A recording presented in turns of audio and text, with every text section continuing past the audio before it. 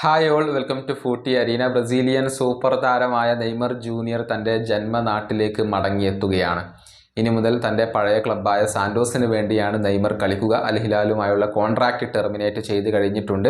ഇതുമായി ബന്ധപ്പെട്ട ചില വിവരങ്ങൾ ESPN ബ്രസീൽ ഇപ്പോൾ നൽകിയിട്ടുണ്ട്.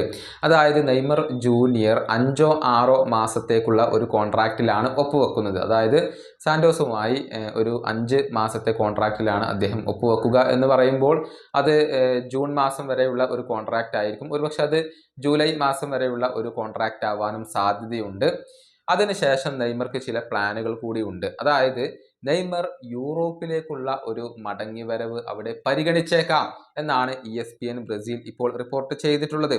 അതായത് വരുന്ന സമ്മർ ട്രാൻസ്ഫർ വിൻഡോയിൽ നെയ്മർ പ്രതീക്ഷിക്കുന്നത് യൂറോപ്യൻ ഫുട്ബോളിലെ ക്ലബ്ബുകളിൽ നിന്നും, മികച്ച ക്ലബ്ബുകളിൽ നിന്നും തനിക്ക് അനുയോജ്യമായ ഓഫറുകൾ ലഭിക്കും എന്നാണ്. അങ്ങനെ ലഭിച്ചു കഴിഞ്ഞാൽ യൂറോപ്പിലേക്ക് മടങ്ങുന്ന കാര്യം നെയ്മർ ജൂനിയർ വളരെ ഗൗരവമായിക്കൊണ്ട് തന്നെ പരിഗണിക്കുന്നുണ്ട് എന്നാണ് ESPN ബ്രസീൽ റിപ്പോർട്ട് ചെയ്തിട്ടുള്ളത്. ഇനിയിപ്പോൾ അത്തരത്തിലുള്ള ഓഫറുകൾ ലഭിച്ചിട്ടില്ലെങ്കിൽ നെയ്മർ ബ്രസീലിൽ തന്നെ തുടർന്നേക്കും.